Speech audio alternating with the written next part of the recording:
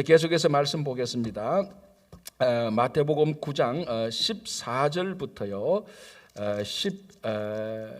14절부터 17절까지 금식에 관하여서 일단 먼저 논쟁이 시작됩니다. 자, 세례 요한 같은 경우는 선지자로 오셨기 때문에 세례 요한의 삶이 그러니까 세례 요한은 전형적으로 선지자처럼 살았습니다. 선지자처럼 살았다는 것은 뭔가 하면은 광야에서 살면서 먹는 음식도 메뚜기와 석청 이런 것들을 먹고, 근데 지금 가만히 생각하니까요, 정말 영양식은 선지자들이 다 먹은 것 같아요. 지금 가만히 생각하면 처음에는 메뚜기와 석청, 아이고 저거 먹어서 어떻게 사나 싶었는데 가만히 보니까 영양가는 거기 다 있더라고요. 여러분, 미래식품에 가장 지금 관심을 받고 있는 그 종류가 뭔지 알죠? 미래식품에 이 곤충입니다. 곤충. 예, 지금 앞으로 미래를 위해서 인류가 식량난에 부닥쳤을 때 뭘 먹고 살겠느냐? 그 가장 큰 관심이 지금 곤충입니다. 그래서 그에 대해서 많이 연구 개발하는데, 야, 2000년 전에 벌써 선지자분들은 그 곤충을 먹고 사셨다. 그러니까 영양가 있는 거 다 드셨어요. 그런데 옷도 이제 다 털어버리, 이제 짐승 잡아서 나오는 가죽 털옷 이제 이런 거 입었는데, 가만히 보니까 그것도 뭐 밍크나 별반 다를 바 없는 것 같아요. 어쨌든 전형적인 선지자 스타일로 선지자들 살면서 무언가 하면은 또 이런 선지자들이 주로 금식을 많이 했습니다. 수도사처럼. 자, 그런데 예수님을 보니까 금식을 안 한단 말이죠. 금식 안 하는 거는 둘째치고 더 많이 드셔요. 세리하고도 먹고 창기하고도 먹고 같이 모아서 먹고 이 집에 들어가면 먹고. 그런데 하는 말씀과 사역을 보면은 어떤 선지자들보다 더 위대하거든요. 그런데 이 요한의 제자들, 자, 우리가 전번에 요한복음을 보면서 안드레 같은 경우는 먼저 누구의 제자였다고요? 먼저 세례 요한의 제자였어요. 그래서 세례 요한의 제자 밑에서 안드레가 배우면서 우리 서성인 선지자 세례 요한은 때때로 필요하면 나라가 어지럽고, 우리말은 나라가 어지럽고 누가 어려우면 금식도 하고 막 이렇게 했는데, 그래서 세례 요한이 안드레 보고 나보다 더 위대한 분이 여기 있으니까 그분의 제자가 되라. 그래서 안드레가 예수님의 제자가 됐는데 다 좋아. 근데 금식을 안 해. 왜 우리 선지자, 우리가 섬긴 선지자는 금식을 안 하나? 이제 그 논쟁이 붙은 겁니다. 자, 14절. 그때 요한의 제자들이 예수께 나와 이르되. 자, 여기서 세례 요한의 제자들 아직 남아 있습니다. 모든 세례 요한의 제자가 다 예수님에게 온 게 아닙니다.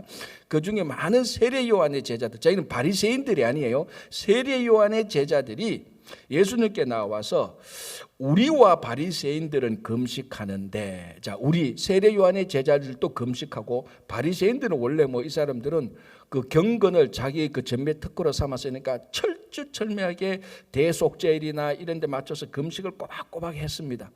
그러니까 자기들이 이 금식하는 것이 신앙의 어떤 상징으로 생각하고 있었습니다. 야, 우리는 금식도 하는데 예수님의 제자들은 예수님은 왜 금식을 안 하느냐? 이제 거기에 대해서 질문을 하는 겁니다. 자, 보십시오. 14절에 그때 요한의 제자들이 예수께 나와 이르되 우리와 바리새인들은 금식하는데 어찌하여 당신의 제자들은 금식하지 아니하나이까? 자, 이 금식이 신앙의 어떤 아이콘 상징이잖아요. 좀 더 약간 더 해석하면은 금식을 하면은 좋은 신앙, 금식을 안 하면은 그렇게 성숙하지 못한 신앙, 이런 구분이 약간 좀 있었던 것입니다. 자, 그래서 예수님에게 왜 금식을 안 합니까? 물으니까 왜 당신과 당신의 제자는 금식을 안 합니까? 16절에 말합니다. 예수께서 그들에게 이르시되 혼인집 손님들이 신랑과 함께 있을 동안에 슬퍼할 수 있겠느냐? 그러나 신랑을 빼앗길 날이 이르리니 그때에는 금식할 것이나. 자, 예수님께서 금식을 반대했습니까? 자, 금식이 괜찮다고 말했습니까? 예수님은 금식하는 것을 절대로 반대한 거 아니에요. 그러나 금식은 금식할 때가 있고 그 상황이 있다는 겁니다. 자, 우리 신앙이라는 것은 타이밍과 상황입니다. 우리가 신앙생활을 하면서 갈등하고 혼란스럽고 하나님께서 왜 기도 응답을 안 해주세요? 이 모든 것들에 우리가 혼란하는 이유 99%는 타이밍과 상황을 잘 모르기 때문에 그런 거예요, 사실은. 자, 예수님께서도 금식이 나쁜 게 아니다. 금식해야지. 그런데 금식할 때가 있다. 그런데 지금은 금식할 때가 아니라는 겁니다. 왜? 야, 잔치집에서 신랑과 함께 있는 하객들이 어떻게 장례식에 있는 조문객들처럼 조객처럼 금식을 하겠느냐라는 거. 자, 이게 어떻게 보면은 굉장히 엉뚱한 답입니다. 그죠? 왜 당신의 제자들은 금식 안 합니까? 라고 물으면은 뭐 금식이 뭐 신앙에 도움이 되겠냐? 우린 금식 필요 없어. 이런 식으로 대답을 한다면 대답이 되는데, 야, 신랑과 함께 있는데 무슨 금식을 하느냐? 이거 어떻게 들어보면 굉장히 엉뚱한 대답인데 가장 본질적인 대답을 하신 겁니다. 자, 첫 번째, 바로 예수님께서 그 잔치, 결혼 잔치의 신랑 되신 분이 예수님이라는 것을 드러내는 겁니다. 자, 우리 성경을 보면은 예수님을 신랑으로 표현하시고 우리가 신부로 표현할 때가 굉장히 많습니다. 그게 가장 대표적인 비유가 뭡니까? 등불을 준비한 신부 5명과 그 등불의 기름을 잘 준비한 그 5명의 처녀와 준비하지 못한 또 5명의 처녀. 거기에도 신랑 대신 예수님께서 밤에 오실 때 기름을 준비하지 못한 사람들이 낭패를 당합니다. 그것처럼 예수님께서 신랑으로 이 땅으로 오신다는 것은 이미 이 당시 사람들은 알고 있었고, 이 바로 그 신랑으로 오신 분이 예수님이라는 겁니다. 근데 잔치집에서 누가 금식을 하느냐라는 겁니다. 야, 잔치집에서는 먹고 즐기고 기뻐하라는 겁니다. 지금 예수님께서 오셔서 여러분 인류 역사를 한번 생각해 보십시오. 인류 역사 속으로 수천 년, 뭐 진화론자에 따르면 수억 년, 수십억 년이 된다 합시다. 어쨌든 수십억 년, 수억 년, 뭐 아니면 수천 년, 수만 년이 되더라도 하나님이 실제로 인간의 몸으로 이 땅에 오신 그 기간은 한 33년밖에 안 돼요. 실제로 하나님이 우리 인간처럼 이 땅에 오셔서 우리하고 똑같이 사셨단 말이죠. 그래서 어떻게 보면은 그 당시 유리 땅에서 예수님과 함께 같은 장소에서 예수님의 육성을 직접 들었던 이 사람들은 진짜 복되고 복된 자들입니다. 그러나 그럼 우리는 복되지 않는 자인가? 천만에. 우리들은 예수님이 하신 말씀을 기록된 말씀을 통하여서 그대로 듣고 있는 겁니다. 우리도 똑같이 복되고 복된 자들이에요. 어쨌든 그러나 예수님께서 이 땅에 역사적으로 33년간 현실 속에 들어오신 그 기간은 사실은 특별한 기간이 맞습니다. 그 특별한 기간에 신랑 되신 예수님께서 너희들과 함께 하는데, 신랑 되신 예수님을 즐기고 기뻐할 줄 아는데 거기서도 뭘 금식을 하느냐는 겁니다. 그럼 언제 금식했냐? 신랑이 뺏길 날이 있을 거다. 신랑이 없는 날이 있을 거다. 그때에 금식을 하라라는 거예요. 자, 여기는 가만히 보면은 이 요한의 제자들이 던진 질문은 금식에 대한 질문인데, 그 질문에 대해서 예수님께서 훨씬 더 본질적으로 대답하시죠. 뭡니까? 이제 내가 신랑이 왔다. 신랑이 왔으면은, 메시아가 왔으면, 그리스도가 왔으면 거기에 합당한 삶을 살아라는 겁니다.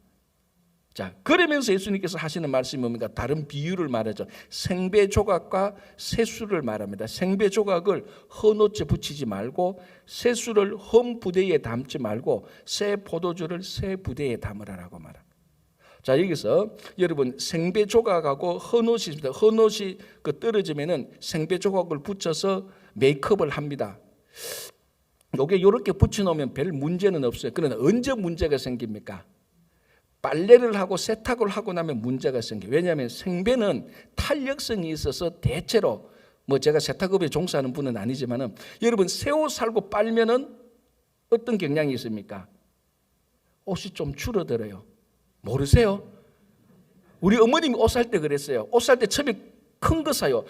왜 큰 거 사냐고. 야, 빨아봐라, 준다. 진짜 요즘은 옷이 좋아서 빨아도 안 주는지 모르겠지만은 제 있을 때마다 옷 한번 빨고 나면 뭔가 모르고 줄이가 좀 줄어요. 새 옷이기 때문에. 근데 계속 빤다고 해서 줍니까? 아니, 헌 옷은 안 줄어요. 자, 그러면 헌 천이 있는데 새 천을 붙였습니다.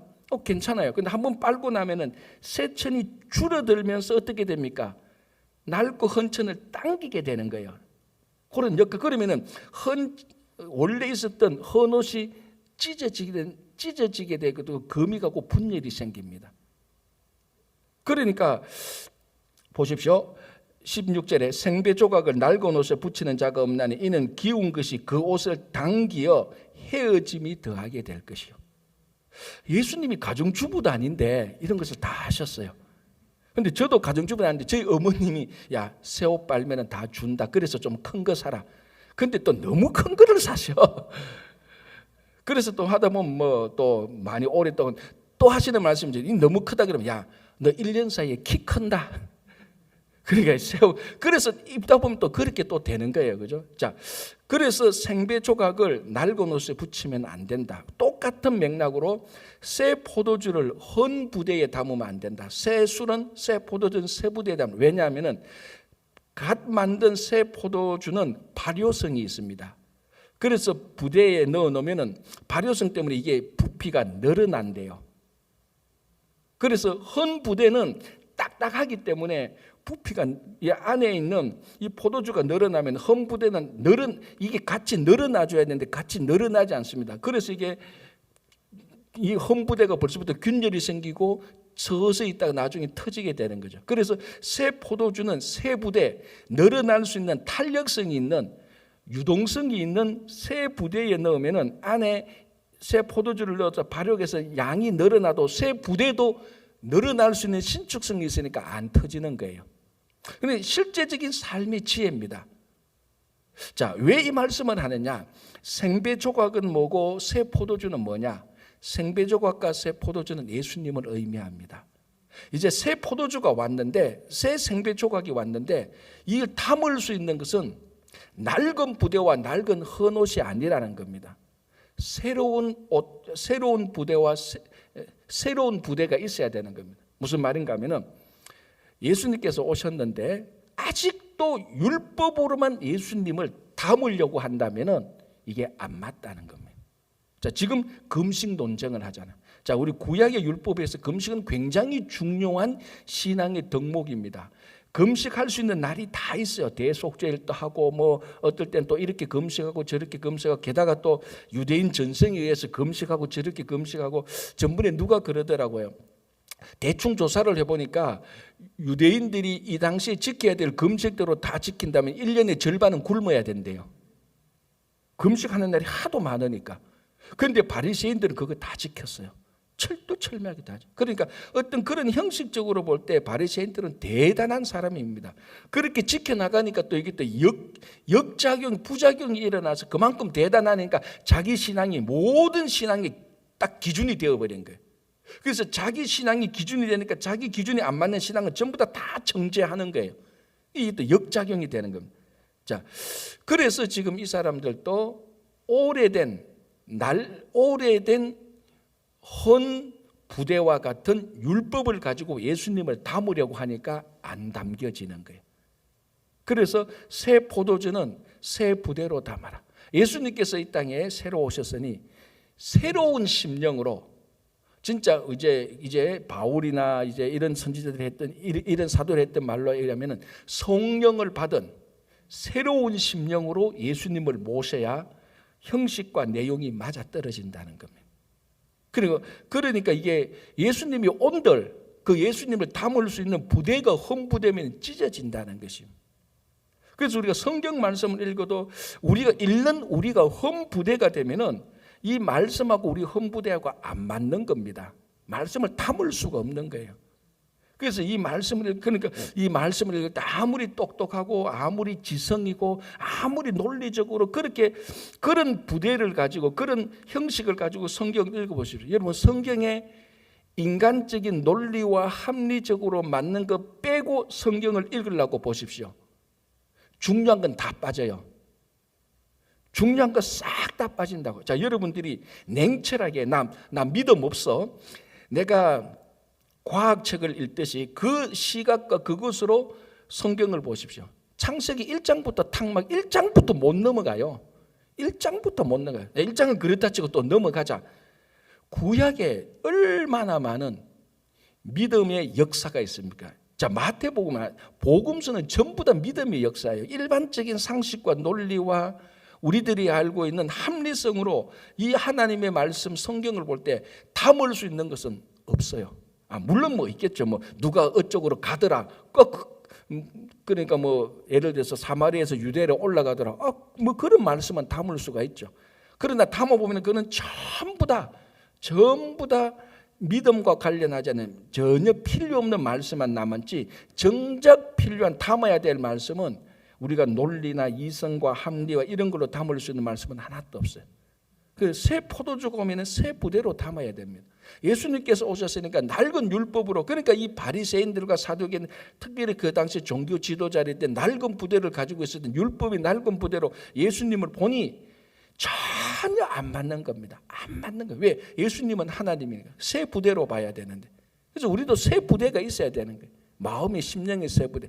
그거는 우리가 억지로 만드는 게 아니고 성령께서 역사하실 때 그게 겸손히 우리 마음을 내려놓고 우리가 볼 때, 자, 여러분, 우리가 살아가는 것도 그래요. 우리가 살아가는 것이 논리와 합리성으로만 다 살아갑니까? 아니잖아요.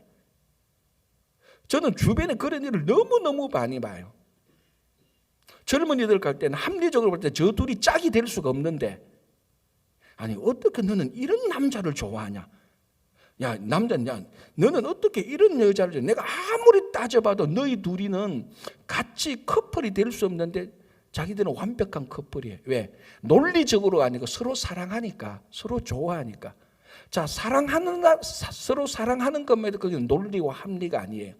그런데 실제로 우리가 삶 속에서 논리와 합리적으로 살아가는 것은 얼마 없어요. 전부 다 비논리와 논리적으로 안 맞는데도 우리가 살아가는 거예요.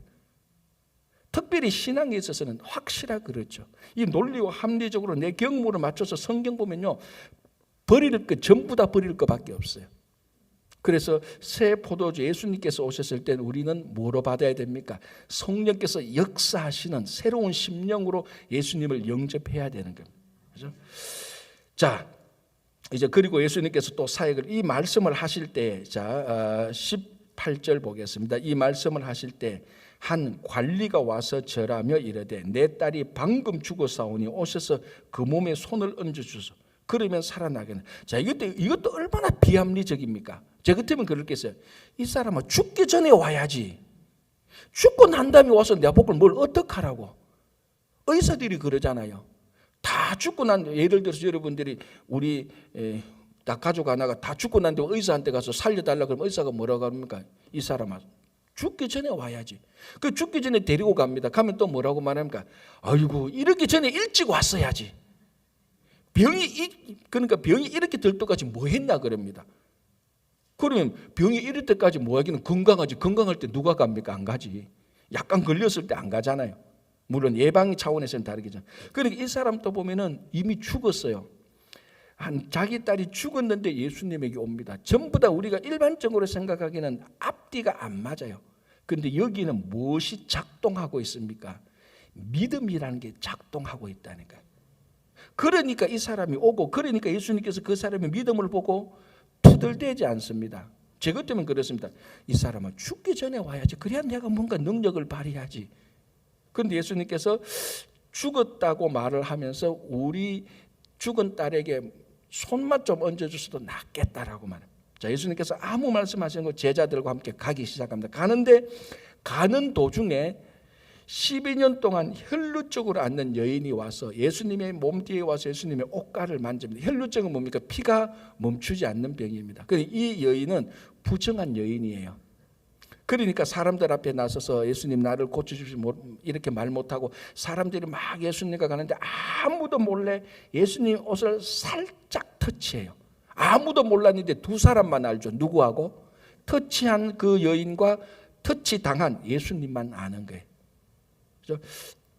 자, 20절 12해 동안이나 혈루증을 앓는 여자가 예수의 뒤로 와서 그 옷가를 만지니 이는 제 마음에 그 겉옷만 만져도 구원을 받겠다 하매라. 자, 겉옷만 만져도 내가 낫겠다 말하지 않고 구원을 얻겠다 그러면, 자, 대단한 믿음입니다. 이 여인은 예수님께서 사역하시는 것을 소문으로 분명히 들었습니다. 아니면 예수님께서 말씀을 전하실 때 그 옆에 있을 때 멀리 서서 예수님의 말씀을 들었을 겁니다. 멀리 설 수밖에 없죠. 혈루증이니까 멀리 서서 듣고 마음속에 이분이야말로 나를 구원할 수 있는, 우리 오래전부터 선지자들이 했던 바로 그분이라는 믿음이 생겼습니다.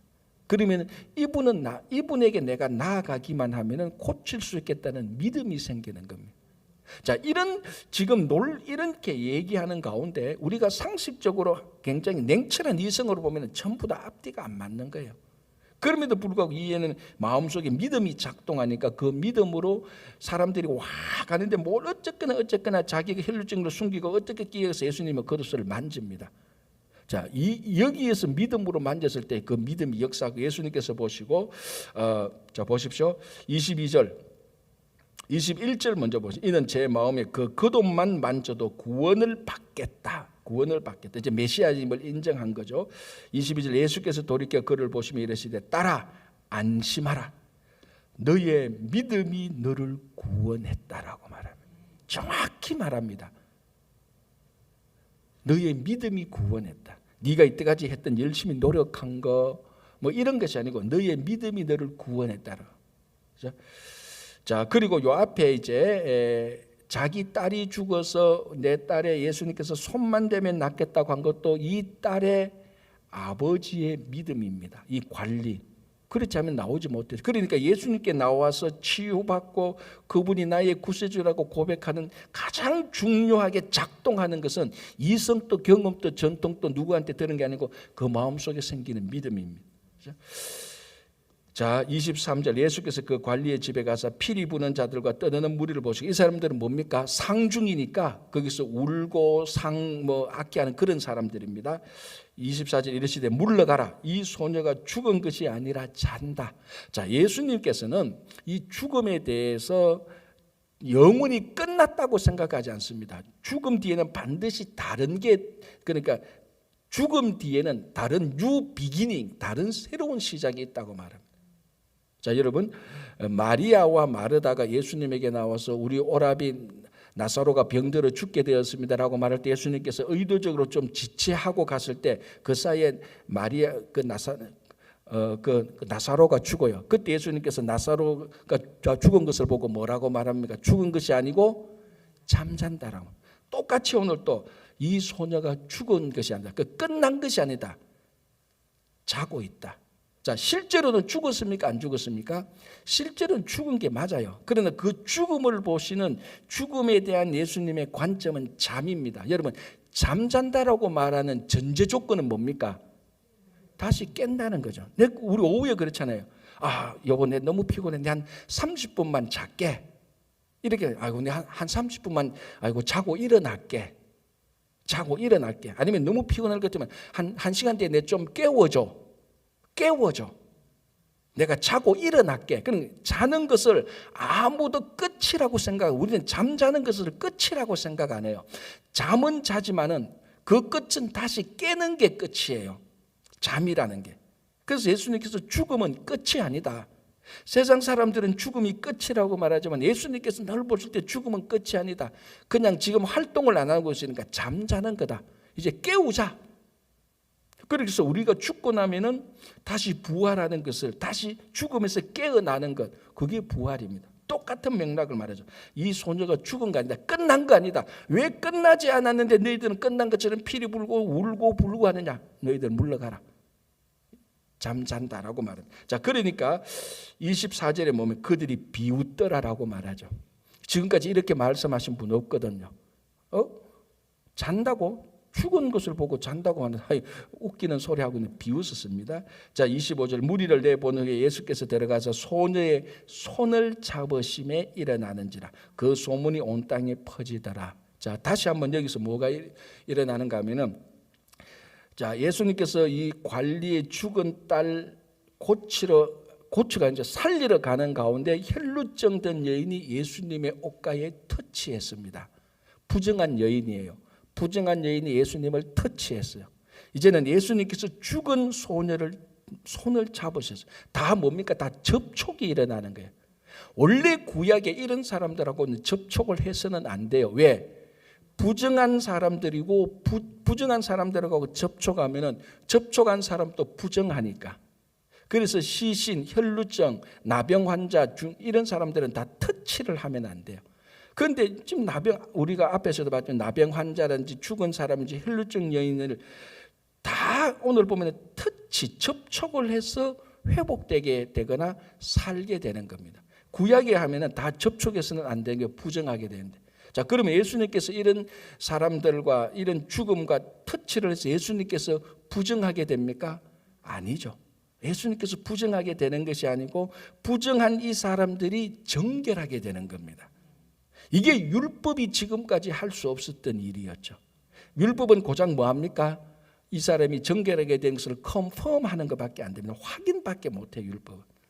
그래서 예수님께서 계속해서 구약에서 말한 그 구약의 계명들, 그 구약의 조항들을 어게인스트 하면서 그 율법을 폐기하는 게 아니고 율법이 말한 것을 완성시켜 나가고 있는 것입니다. 예수님께서 율법의 완성자입니다.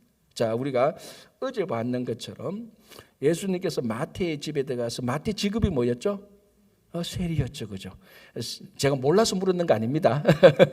마태의 직업이 세리였으니까 마태 집에 들어가니까 유유상종이라 거기 세리들이 있었습니다. 그런데 마침 또 죄인들도 같이 있어요. 아마 이제 거기 죄인들이 이제 온갖 뭐 창기들이나 뭐 이런 죄인들이 있었는데 예수님께서 그 세리들과 죄인들과 함께 식사를 했단 말이죠. 어제 했죠. 그 예수님이 그 사람들과 함께 동일시한다는 의미가 있었다고 얘기했습니다. 자, 예수님께서 죄인들과 함께 있었어요. 그런데 예수님은 그 죄인들에게 그 동화됩니까? 아니죠. 죄인들과 함께 있다고 해서 우리가 죄인들과 동화되지 않는 것이 그게 신앙입니다. 우리가 세상 안에 있지만은 세상에 물들지 않고 세상을 오히려 우리에게 물들게 하는 게 신앙이라는 거예요. 자, 가장 비근한 예로 생선을 보죠. 생선은 짠 바닷물에서도 생선을 꺼내서 보면 이 생선이 짭니까 안 짭니까? 생선은 안 짜요. 그 짠 바닷물에서도. 똑같이 우리 세상 사람, 우리 성도들이 세상 안에 들어가도 소돔과 고모라 같은 그 세상 안에 들어가도 우리는 소돔과 고모라 같은 죄인이 안 되는 게 성도입니다. 그래서 예수님께서 죄인들과 함께 있었어도 예수님은 죄인이 되지 않습니다. 그 죄인들을 오히려 치유하고 회복하는 거죠. 그래서 여기서도 계속해서 부정한 사람들과 터치하고 이렇게 나가도 예수님은 전혀 부정해지지 않고 부정한 사람들을 회복해서 정결하게 만들어 나가고 있습니다. 이분이 메시아고 이분이 구원자고 이분이 율법의 완성자인 거죠. 자, 이제 이렇게 하니까 27절에 맹인들이 있습니다. 소경들이 와서, 자, 27절 보십시오. 예수께서 거기에서 떠나가실새 두 맹인이 소경이 따라오며 소리질러 이르되 다윗의 자손이여 우리를 불쌍히 여기소서 하더니, 자, 이제 이 두 맹인이 예수님을 불렀던 호칭이 굉장히 중요합니다. 다윗의 자손이요. 요 다윗의 자손이라는 호칭을 증거하려고 마태복음 1장 1절에서 21절에 17절까지 예수님의 족보를 드러내는 거예요. 그 족보의 핵심이 뭔가 하면은 예수님이 다윗의 자손이라는 것을 증거하는 것이에요. 다윗의 자손이 무슨 의미가 있습니까? 첫 번째 왕이라는 것이고 두 번째는 구약에서 메시아는 다윗의 자손으로 온다고 선지자들이 다 예언해 놓은 거예요. 그걸 마태복음 1장에서 예수님의 족보를 보면서 족보를 보라. 예수가 다윗의 자손이 아닌가? 다윗의 자손이라는 게 무슨 의미인가? 왕이 아닌가? 새로운 왕이. 그러니까 예수님은 이 땅에 새로운 왕으로 온다. 그리고 다윗의 자손이 뭐냐? 구약에부터 모든 선지자들이 다윗의 자손으로 메시아가 온다라고 했던 것이 족보를 보여주는데 그 족보에 나타난 핵심적인 본질을 누가 말한다고요? 소경이 말하고 있어요. 이게 얼마나 아이러니합니까? 옆에서 예수님을 실컷 봤던 종교 지도자들, 바리새인들, 사두개인들 눈으로 예수님을 보고 예수님이 사역하면서 예수님이 기적을 일으킨 걸 보고 예수님의 설교를 들었던 어떤 종교 지도자들, 아직까지도 제자들조차도 예수님을 이 땅에 오신 다윗의 자손이라고 고백을 못했어요. 그런데 아무것도 보지 못했던 두 소경이 와서 자기가 소문을 듣고 예수님이 기적을 일으키는 장면도 보지도 못했는데 소문을 듣고 이분이야말로 다윗의 자손이라고 고백하는 겁니다. 그러니까 우리가 쉽게 말해서 알아듣기 쉽게 말하면 육안이 떠인 게 아니고 영안이 떠인 거죠. 이럴 때 제가 이런 말은 잘 안 쓰는데 그래도 가장 적절히 말하면 영적인 눈이 떠인 사람이 진짜 이 사람들이 소경이 아니고 그 옆에서 함께 있으면서 예수님의 사역을 보면서도 다윗의 자손이 모르는 이 사람들이 진짜 소경이죠. 진짜 그 사람들이 영적인 소경이고 이 소경들은 영적으로 눈이 뜬 사람입니다. 자, 요한복음에도 보면은 막 바리새인들이 예수님을 공격하면서 그 사역을 본다고 막 이렇게 할 때 예수님께서 그 사람들에게 말합니까? 너희들이 다 본다고 하니까 문제다라고 말을 합니다. 우리 성도들이 뭡니까? 성경 좀 알고 좀 기도 좀 하고 신앙생활 좀 했다고 자기가 신앙 다 하는 것처럼 말해.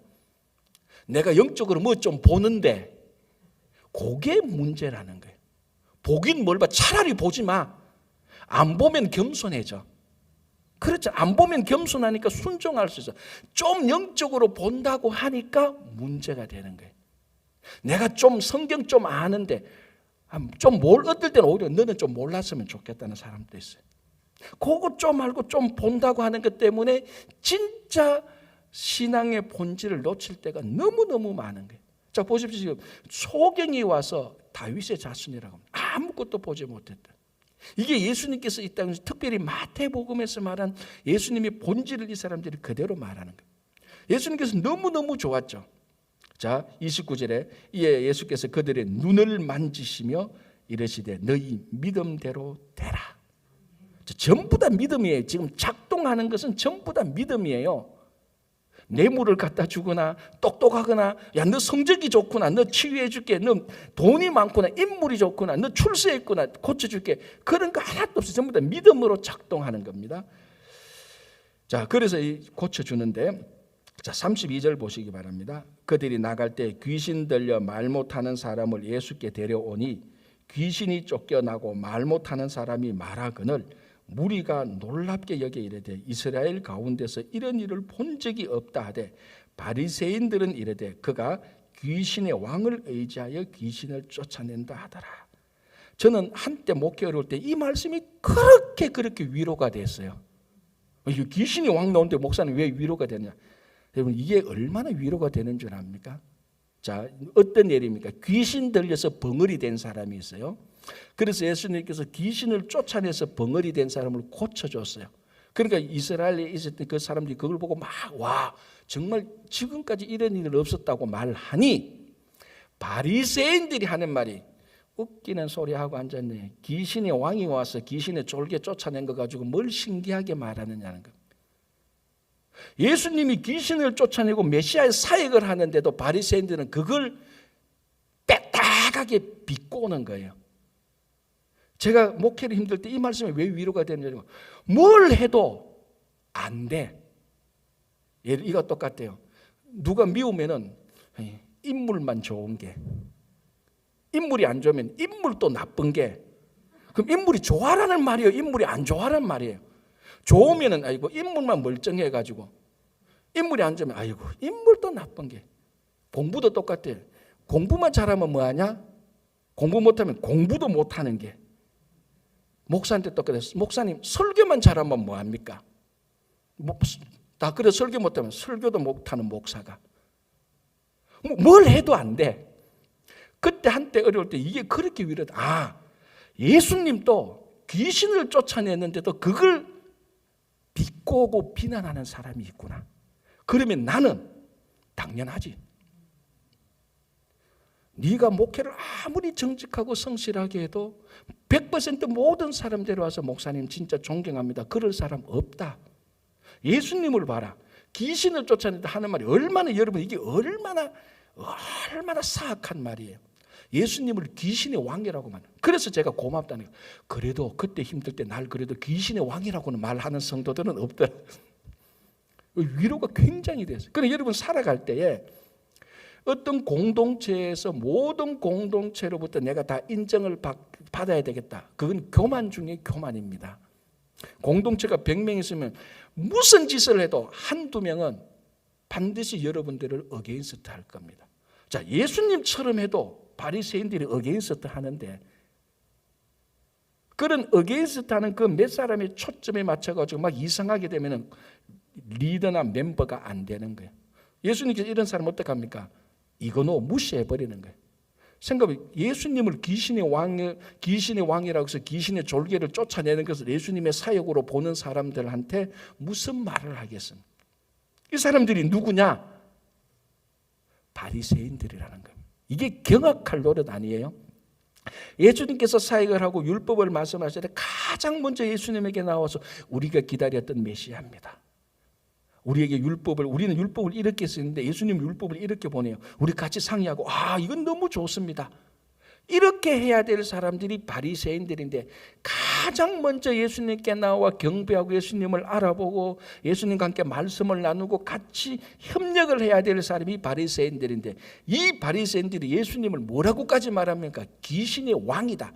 바알세불이라까지 왕을 이렇게 말해버려요. 경악할 말 아닙니까? 귀신의 왕이라고 했던 말도 경악하고 그 말을 했던 사람들이 바리새인이라는 말 자체가 더 경악스러운 겁니다. 이게 예수님께서 이런 사역을 담당하셨다. 그래서 제가 위로가 됐다는 겁니다. 그렇잖아요. 여러분들이 주님의 일을 열심히 하는데 저 권사 열심히만 하면 못해. 열심히 안 하면 열심히도 안 하는 게 여러분 그거 신경 쓰지 마세요. 여러분들이 무슨 교회에서 수고하고 봉사해도 여러분들을 비꼬고 여러분들에서 네거티브하게 생각하는 사람은 꼭 한두 사람이 있습니다. 그런데 꼭 한두 사람이 있어야 그 사역이 또 정상이에요. 100% 다 만족한다. 그건 뭔가 something wrong. 예수님도 그렇고 사도 바울을 보십시오. 베드로를 보십시오. 모든 사역자들의 비난자와 반대자는 적당하게 항상 있었어요. 적당하게 없는 게 하늘나라예요. 그죠?